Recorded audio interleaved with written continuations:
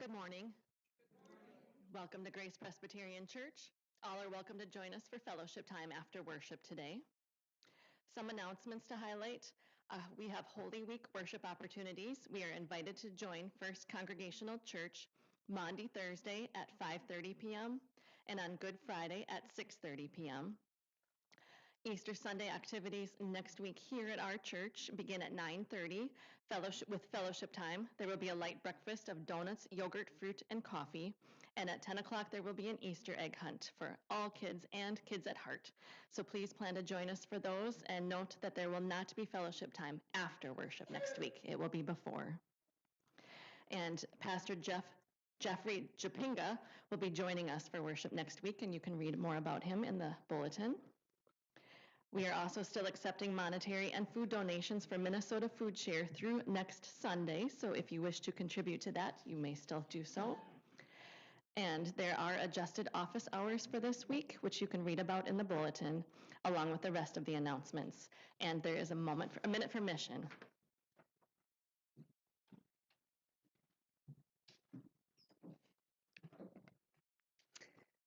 Kintsugi.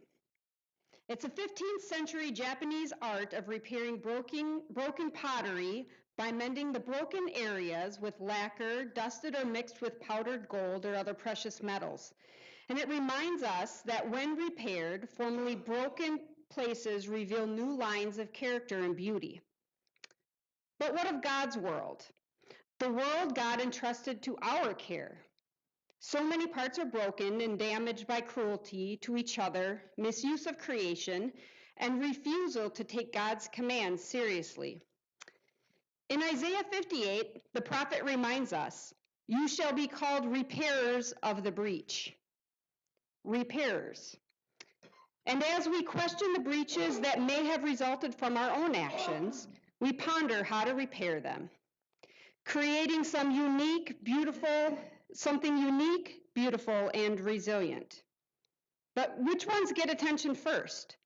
How can we repair a breach that may have existed for decades, or one that has only recently emerged? Where can we work for repair to reveal beautiful new veins of gold? Your gift to One Great Hour sharing provides a way for those whose lives have been affected by poverty, hunger, or disaster, whether natural or human caused, to begin to repair the lives of their families and communities. It provides a way for the least of these, more often than not women and children, to become those veins of gold, binding their families and communities together in strength. In the life, death, and resurrection of Jesus, God repaired the breach that separated us from our Creator, performing kintsugi of sorts upon us, putting the broken pieces of our lives back together, while lining our broken places with gold of God's grace. As we follow Jesus' example, walking alongside the most vulnerable to partner in repairing the harm inflicted upon them, we celebrate that we are the church together. The One Great Hour of Sharing offering envelopes are in the pew pockets or in the chair pockets, and we will be receiving this offering through next Sunday. So I hope that we can all find ways to become repairers of the breach in our own ways. Thank you.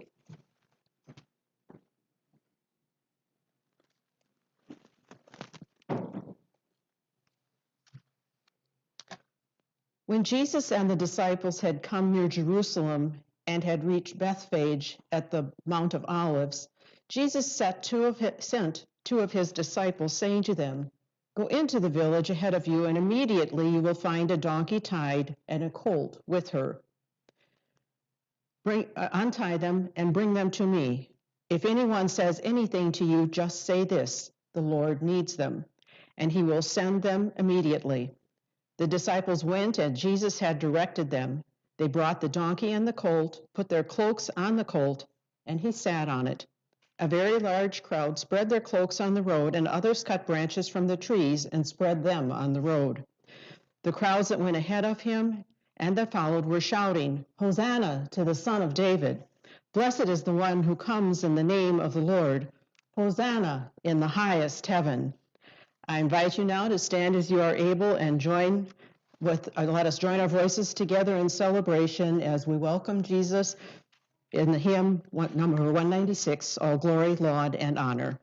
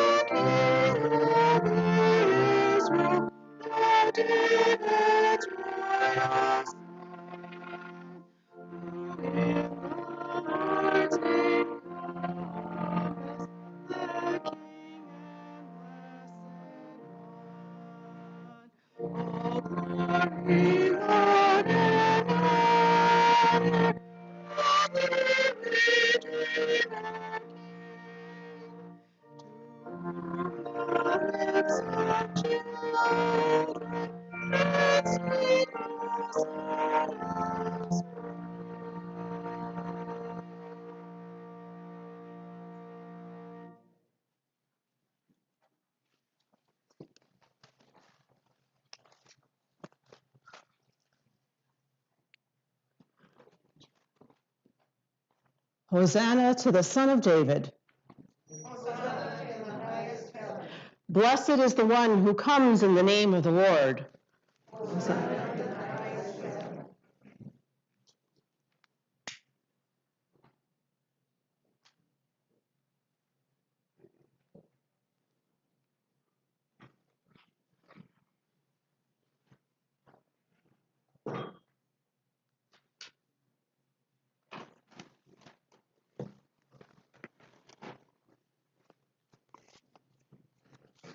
You may be seated.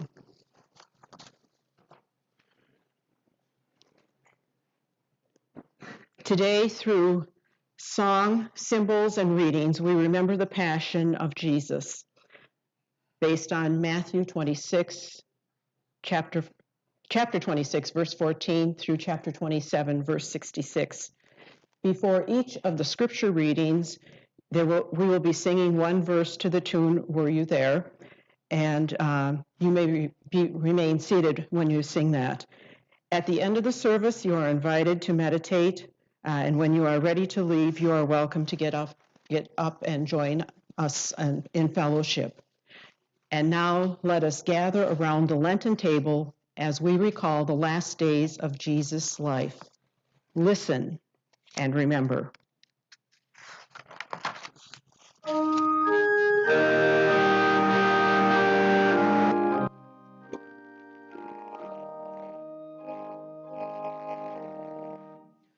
Were you there when his friend betrayed his trust?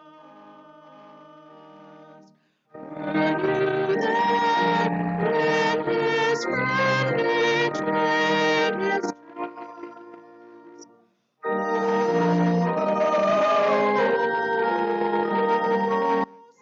Sometimes it causes me to tremble. Tremble, tremble. Were you there when his friend betrayed his trust?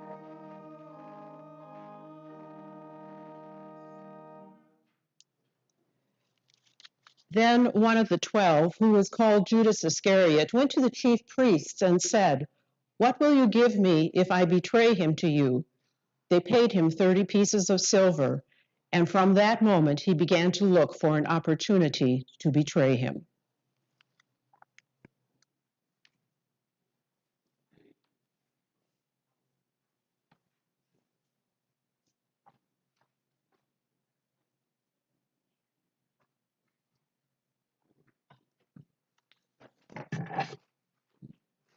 I was there. I am the silver that was paid to Judas. I have lived hidden in the earth for centuries until I was dug up, melted into coins, and then passed around from person to person. On this particular day, I was in the hands of some religious leaders. Suddenly, I heard Judas come rushing into the temples. He seemed really jumpy as he asked, "What will you give me if I hand Jesus over to you?" The chief priestess said, "We'll give you 30 pieces of silver." He smirked as he held me up in front of Judas.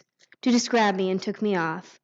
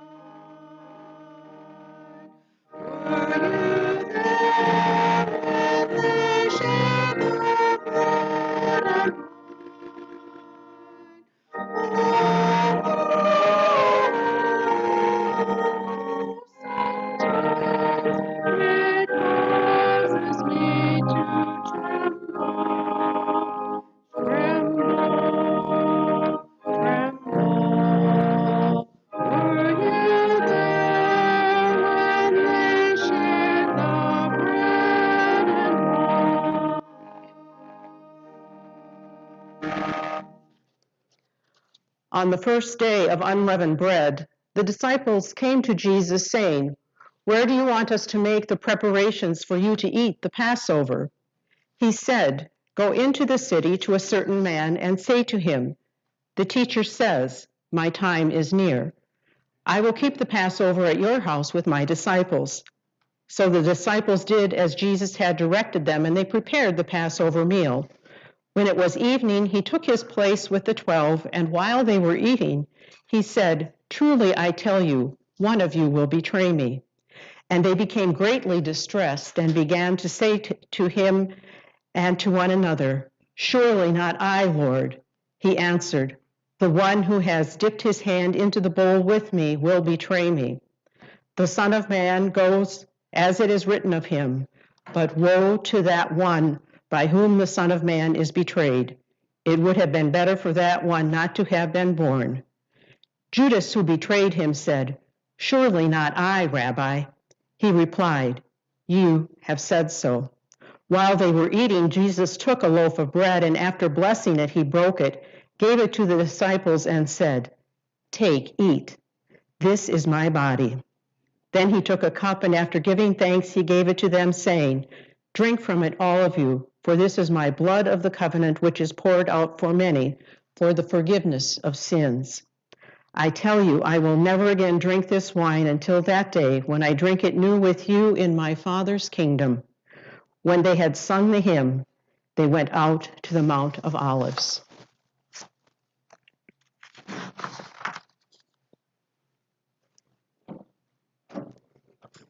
We are the bread and the wine.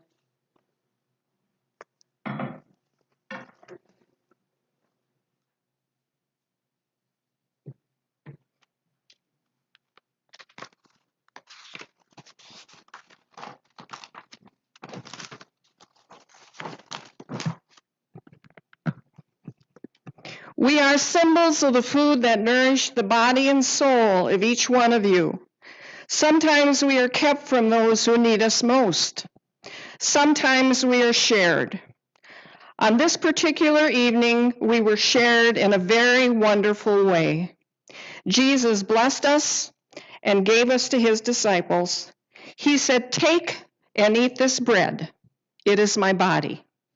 And then he thanked God and said, "Drink this wine, all of you.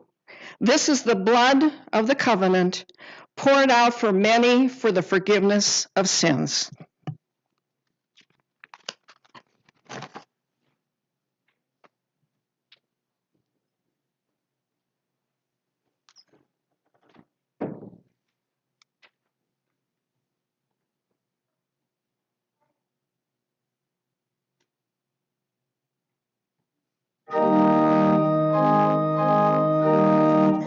Were you there when he knelt and prayed to God? Were you there when he knelt and prayed to God?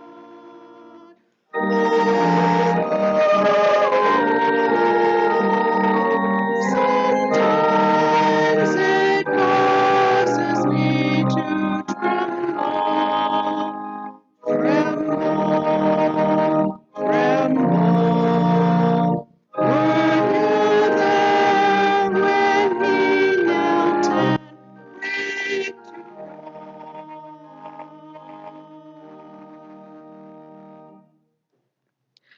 Then Jesus went with them to a place called Gethsemane, and he said to his disciples, "Sit here while I go over there and pray." He took with him Peter and the two sons of Zebedee and began to be grieved and agitated. Then he said to them, "I am deeply grieved, even to death. Remain here and stay awake with me." And going a little farther, he threw himself on the ground and prayed, "My Father, if it is possible, let this cup pass from me, yet not what I want, but what you want." Then he came to the disciples and found them sleeping. And he said to Peter, "So you could not stay awake with me 1 hour? Stay awake and pray that you may not come into the time of trial. The spirit indeed is willing, but the flesh is weak." Again he went away for the second time and prayed, "My Father, if this cannot pass unless I drink it, your will be done." Again he came and found them sleeping, for their eyes were heavy. So leaving them again, he went away and prayed for the third time, saying the same words. Then he came to the disciples and said to them, "Are you still sleeping and taking your rest? See, the hour is at hand, and the Son of Man is betrayed into the hands of sinners. Get up, let us be going. See, my betrayer is at hand."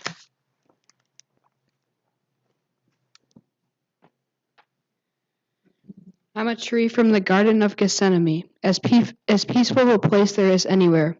God's presence is truly felt here.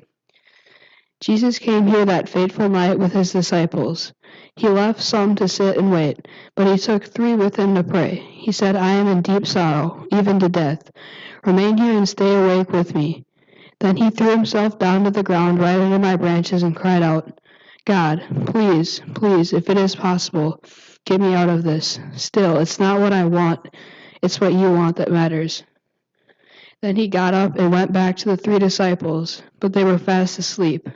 So you can't stay awake with me for just 1 hour, he said. The spirit indeed is willing, but the flesh is weak. Twice more Jesus came under my branches and prayed the same prayer. Twice more he went back to the 3 and found them asleep. Then the last time he said, See, my time is up. The Son of Man is about to be given into the hands of sinners. Get up, let's go. My betrayal is here.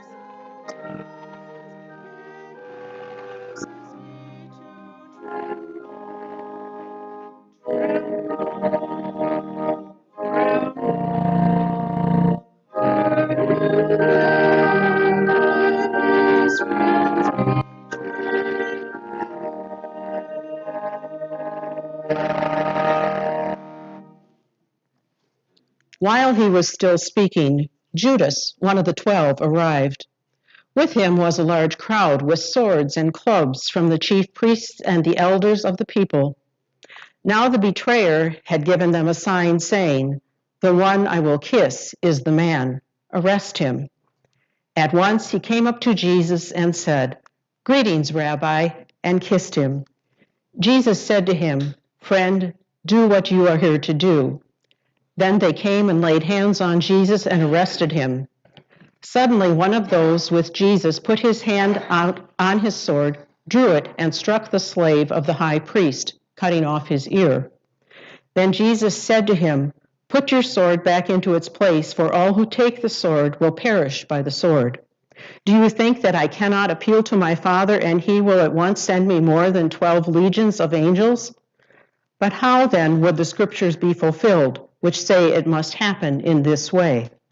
At that hour, Jesus said to the crowds, Have you come out with swords and clubs to arrest me as though I were a bandit? Day after day I sat in the temple teaching, and you did not arrest me. But all this has taken place so that the scriptures of the prophets may be fulfilled. Then all the disciples deserted him and fled.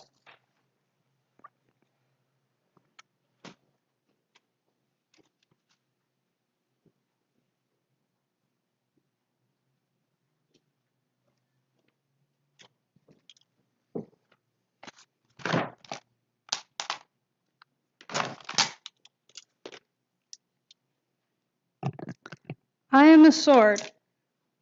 I look forward to the day when all swords are turned into plowshares and weapons are used no more. I was in the hands of a person who came with the religious leaders to find Jesus. I arrived just in time to see Judas come right up to Jesus and say, Greetings, Rabbi, in a very cold voice. Then he kissed Jesus on the cheek, which was the sign for them to come and arrest him. Jesus stood calmly and said to Judas, Friend, do what you are here to do. One of Jesus' followers also had a sword and injured one of the high priest's servants. But Jesus spoke angrily to his follower. Put away your sword, he said, for all who use the sword will die by the sword. Then he spoke to the crowd. Have you come with swords and clubs to arrest me as if I were some kind of criminal? I sat each day in the temple, and you didn't arrest me then. Still, it's happening this way to fulfill what the scriptures say.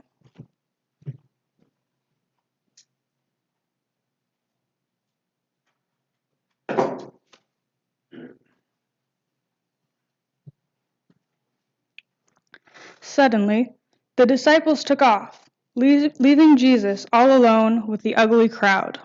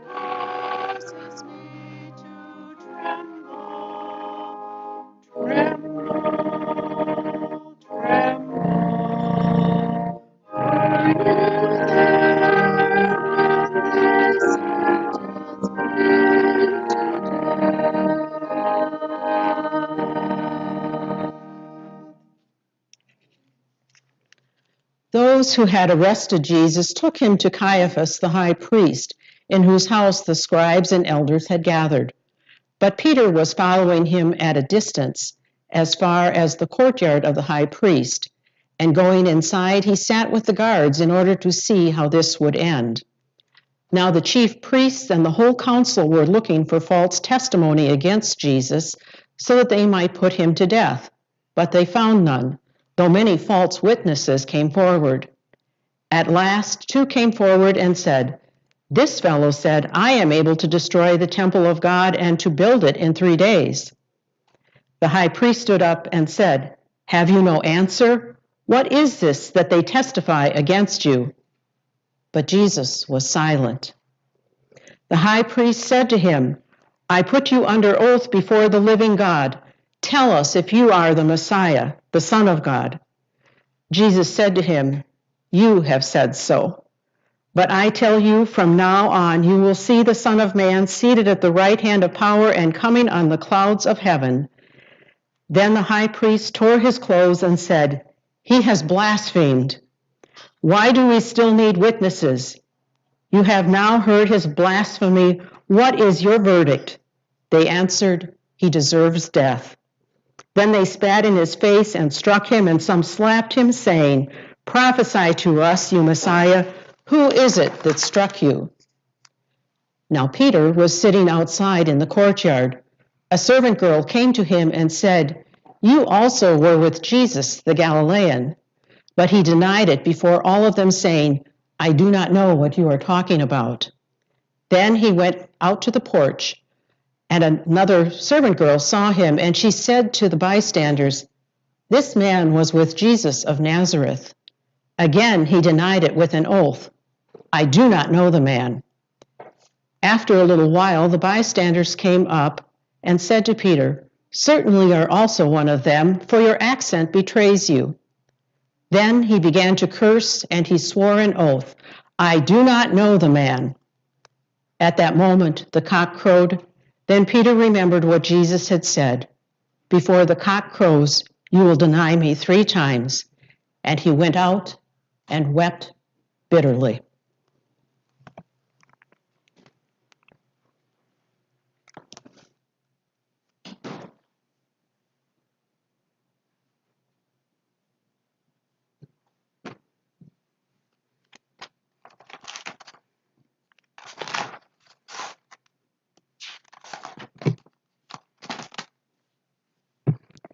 Wind. I am the wind, I am everywhere. I am the wind that chilled the crowd and fanned the fire that warmed the crowd that gathered in the courtyard outside the chief priest's house.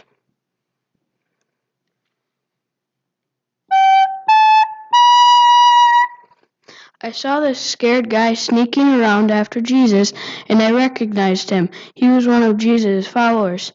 A servant girl said to him, kind of innocent-like, "You were with Jesus, that man from Galilee." Well, you should have heard him react. "I don't know what you're talking about," he said. Then another servant girl asked him the same thing. things. I don't know the man, he said. Some other people were listening, and they all repeated what the servant girls had said. But then he started shouting, I don't know the man, he yelled again. Then a rooster crowed. You should have seen the look that came over this guy's face. He burst into tears and ran away.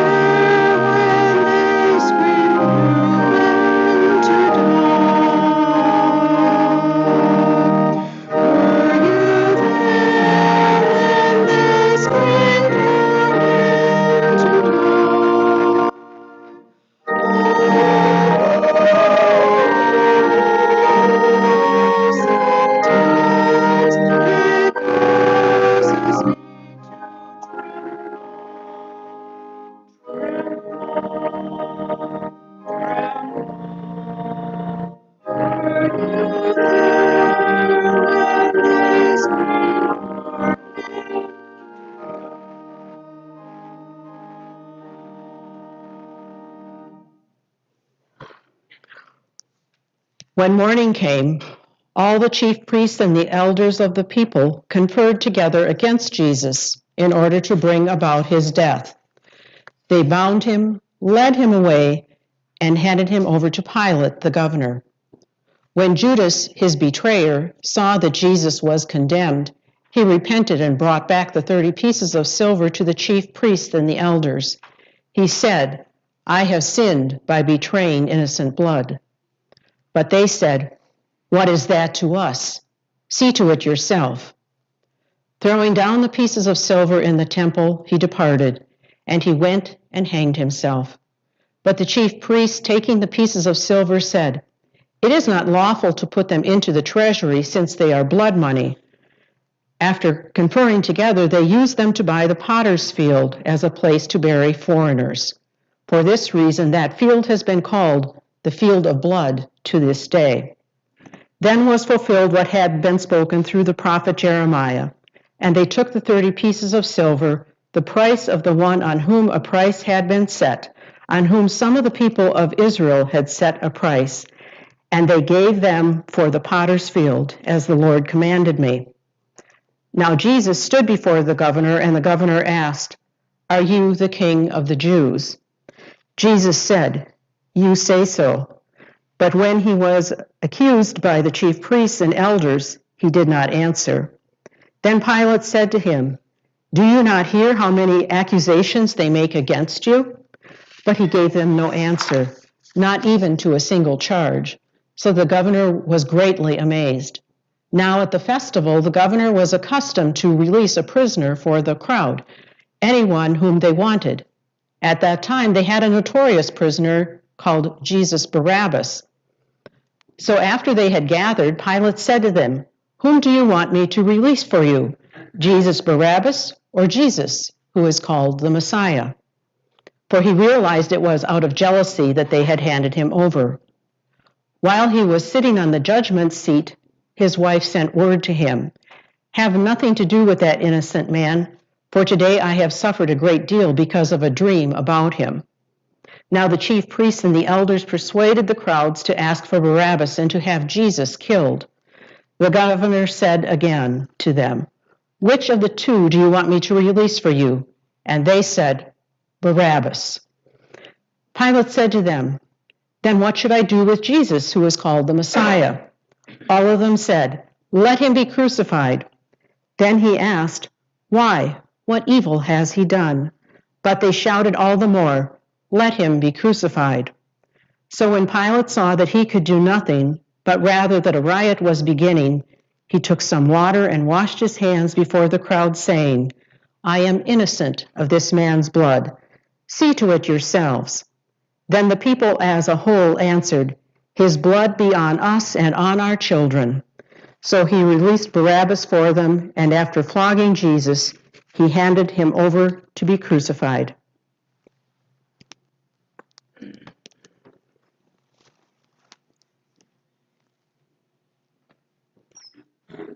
I am water.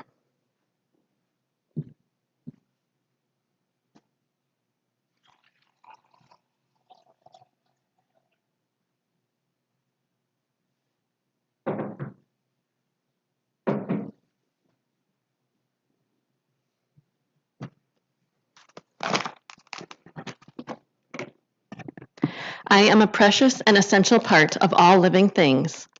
This particular day, I was in a bowl near the governor Pilate.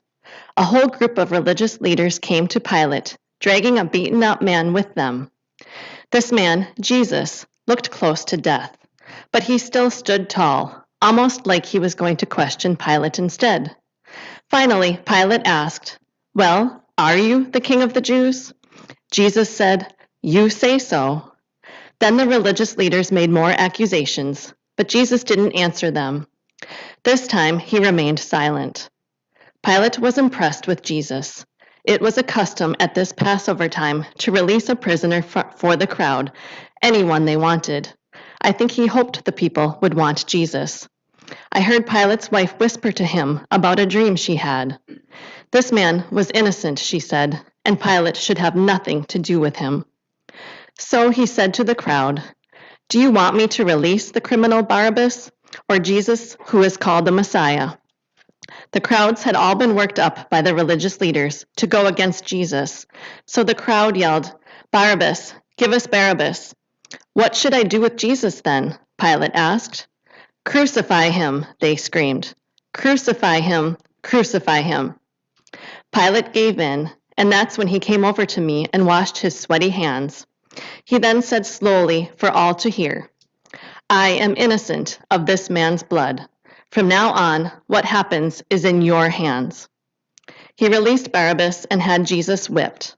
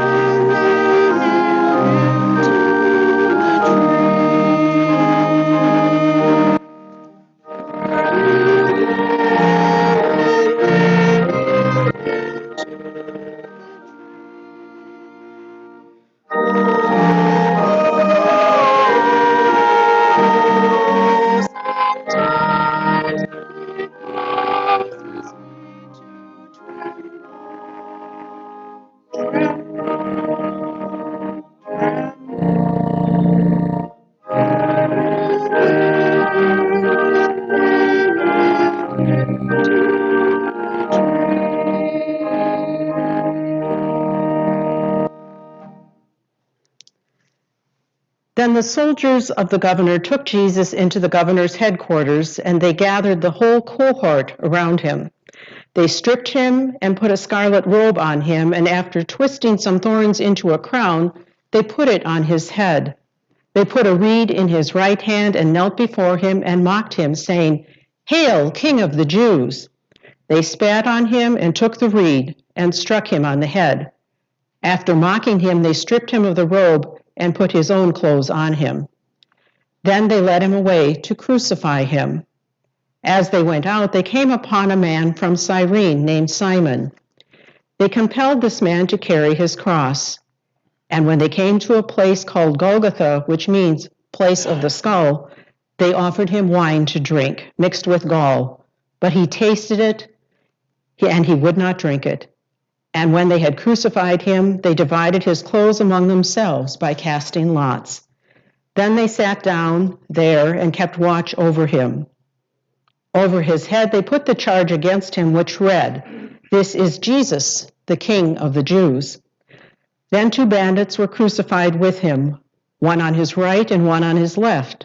Those who passed by derided him, shaking their heads and saying, "You who would destroy the temple and build it in 3 days, save yourself. If you are the Son of God, come down from the cross." In the same way, the chief priests also, along with the scribes and elders, were mocking him, saying, "He saved others. He cannot save himself. He is the King of Israel. Let him come down from the cross now, and we will believe in him. He trusts in God. Let God deliver him now, if he wants to." For he said, I am God's son. The bandits who were crucified with him also taunted him in the same way. From noon on, darkness came over the whole land until 3 in the afternoon. And about 3 o'clock, Jesus cried with a loud voice, Eli, Eli, lama sabachthani. That is, my God, why have you forsaken me? When some of the bystanders heard it, they said, This man is calling for Elijah. At once, one of them ran and got a sponge, filled it with sour wine, put it on a stick, and gave it to him to drink. But the others said, Wait, let us see whether Elijah will come to save him. Then Jesus cried again with a loud voice and breathed his last. At that moment, the curtain of the temple was torn in two from top to bottom. The earth shook and the rocks were split. The tombs also were opened, and many bodies of the saints who had fallen asleep were raised. After his resurrection, they came out of the tombs and entered the holy city and appeared to many. Now, when the centurion and those with him who were keeping watch over Jesus saw the earthquake and what took place, they were terrified and said, Truly, this man was God's son.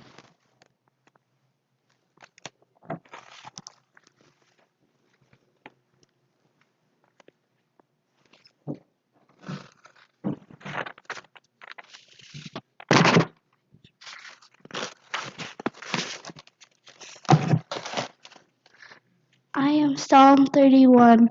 Jesus remembered my words in his most difficult hour as he was nailed on the cross to die.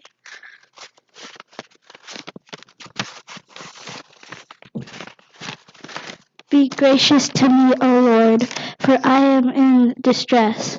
My eye wastes away from grief, my soul and body also. For my life is spent with sorrow, and my years with sighing. My strength fails because of my misery, and my bones waste away. I am the scorn of all my adversaries, a horror to my neighbors, an object of dread to my acquaintances. For those who see me in the street flee from me. I have passed out of mind like one who is dead. I have become a broken vessel.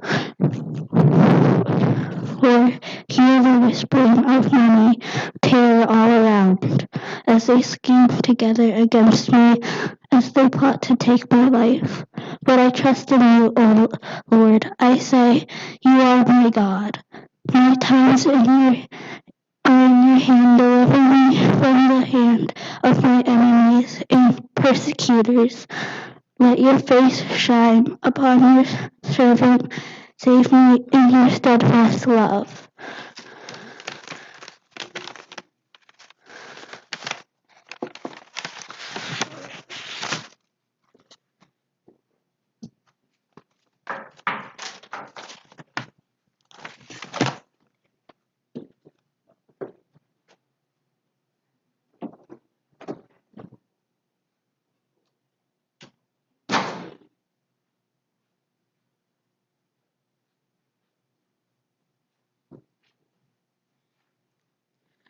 I am the earth.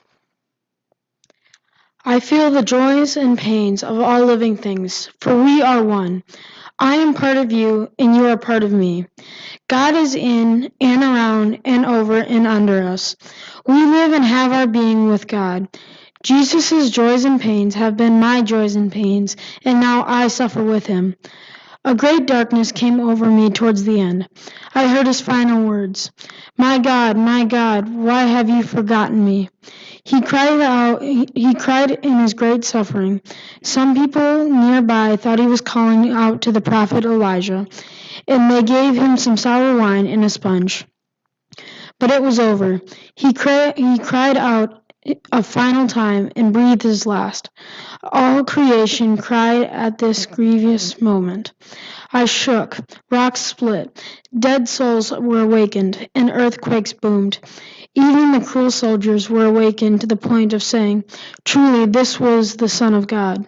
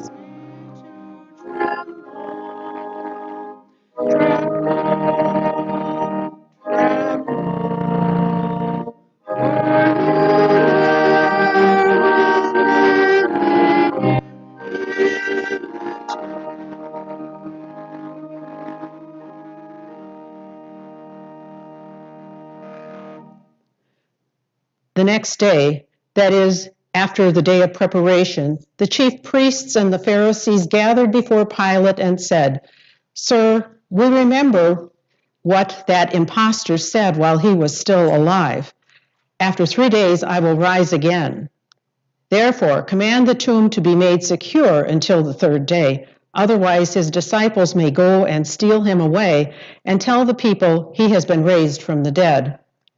And the last deception would be worse than the first." Pilate said to them, "You have a guard of soldiers. Go make it as secure as you can." So they went with the guard and made the tomb secure by sealing the stone.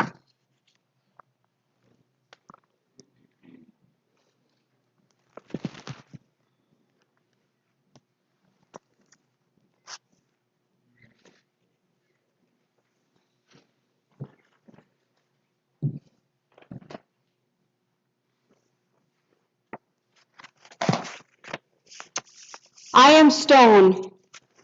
On this strangely dark day, I was standing beside an open tomb that was carved into a rock.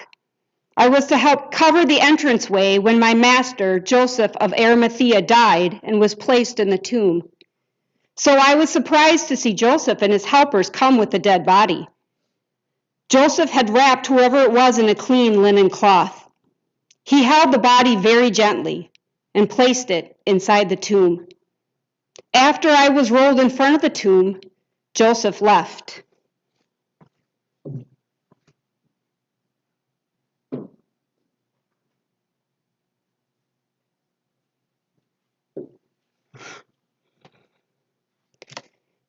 For the longest time, 2 women stayed close by the tomb, quietly crying together.